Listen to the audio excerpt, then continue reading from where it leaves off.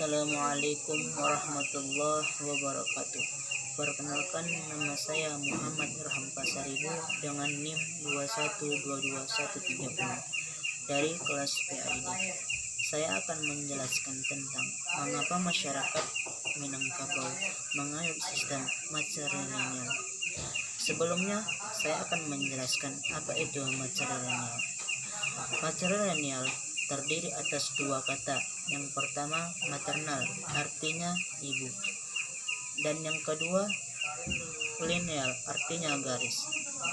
Jadi masyarakat diakui menganut sistem matrilineal, yakni masyarakat yang membangun kehidupan sosialnya dari keturunan, kekerabatan, dan kewarisan dari garis ibu.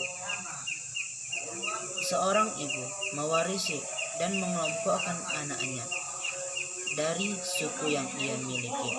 Seperti pepatah mengatakan, basuku ke ibu, basako ke mama, babangso ke bapak. Menurut Putia, matrilineal awal lahirnya diambil dari kehidupan alam, seperti tumbuhan yang hidup di sekitaran induknya tanpa bapaknya. Kemudian dari hewan lahir di bawah urusan oleh ibunya. Ibunya mengurus anaknya dari kecil hingga besar tanpa diikuti oleh ayahnya. Ayahnya hanya sesekali kelihatan dan melindungi dari musuh. Prinsip kekerabatan masyarakat Minangkabau adalah matrilineal yang mengatur kekerabatan melalui garis ibu. Dengan prinsip ini, maka seorang anak akan mengambil garis keturunan ibu atau suku yang dimiliki seorang ibu. Garis turunan ini juga mempunyai arti pada penerusan harta warisan, di mana seorang anak akan memperoleh warisan menurut garis ibu. Harta warisan dikelompokkan menjadi dua, yaitu pusaka tinggi dan pusaka rendah. Pusaka tinggi ialah harta warisan yang turun-temurun, sedangkan pusaka rendah ialah harta yang dihasilkan oleh ibu dan bapaknya selama terjalin ikatan perkawinan. Konsekuensi dari pusaka tinggi, seorang anak lelaki tidak berhak mendapatkan warisan, hanya ia mengusahakan. Ketika ia meninggal, ia hanya mendapatkan sebagian harta warisan itu. Akan tetapi ketika ia meninggal, ia tidak dapat mewariskan harta warisan itu terhadap anaknya, melainkan harta warisan itu akan dikembalikan terhadap ibunya atau adik perempuannya atau kemanakannya. Sedangkan perempuan, ia dapat mewariskan harta warisan yang ia peroleh kepada anaknya.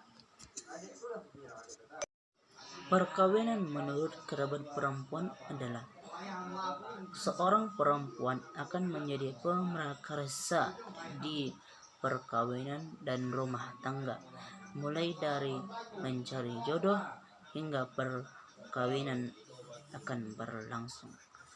Sedangkan perkawinan menurut kerabat laki-laki ialah seorang lelaki akan menjadikan dirinya sebagai pemrakarsa, mulai dari mencari jodoh, perkawinan, hingga gaya kehidupan sehari-hari. Akan tetapi seiring berkembangnya zaman, sistem ataupun bentuk perkawinan di Minangkabau sudah mulai berubah. Yang dahulu seorang lelaki tidak berarti bagi keluarga perempuan, tetapi sekarang seorang lelaki sangat bertanggung jawab dalam keluarganya. rumah adat suku Minang yang memiliki arsitektur yang megah dan tahan gempa. Rumah gadang memiliki atap-atap yang bergonjong-gonjong yang menjadi ciri khas bagi rumah gadang. Rumah gadang juga menjadi lembaga atau lambang keberadaan suatu masyarakat yang dipimpin oleh penghulu. Adapun macam-macam rumah gadang. Yang pertama adalah rumah gadang gonjong 6. Yang kedua rumah gadang gonjong ampe. Yang ketiga rumah gadang gonjong 5. Yang keempat rumah gadang Surambi Ipape. Yang kelima rumah gadang jenis Gajah Maharam. Yang keenam rumah gadang gonjong ampe Baanjong. Yang kemudian yang ketujuh rumah gadang Batingke. Adapun macam-macam rangkiang. Rangkiang itu terbagi menjadi 4. Yang pertama rangkiang si tinjau yang berfungsi untuk menyimpan padi yang akan digunakan untuk membeli kebutuhan sehari-hari yang tidak biasa dibuat sendiri. Yang kedua rangkiang si bayu-bayu fungsinya menyimpan padi untuk dimakan sehari-hari. Yang ketiga rangkiang kacia yang digunakan untuk menyimpan padi yang akan ditanam pada tahun berikutnya. Yang kemudian rangkiang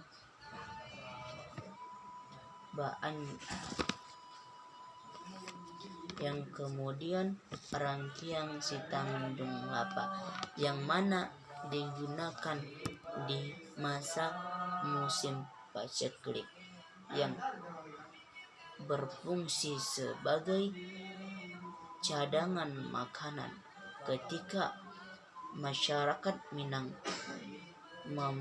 mengalami masa paceklik atau masa kesusahan. Kemudian saya akan membahas tentang lembaga pendidikan Islam di Minangkabau. Salah satunya ialah surau, yang mana surau ini digunakan sebagai tempat ibadah atau tempat menuntut ilmu atau tempat mempelajari yang disyariatkan oleh Nabi Muhammad SAW. Surau ini juga berfungsi sebagai tempat laki-laki yang sudah remaja dan laki-laki yang sudah bercerai. Yang kedua itulah pesantren, yang mana pesantren merupakan salah satu lembaga pendidikan agama Islam yang banyak kita temui di Minangkabau. Yang mana di pesantren ini kita akan diajarkan oleh para guru tentang akhlak, tentang ilmu-ilmu agama, hadis, tafsir Al-Quran, dan ilmu-ilmu tentang dunia dan akhirat.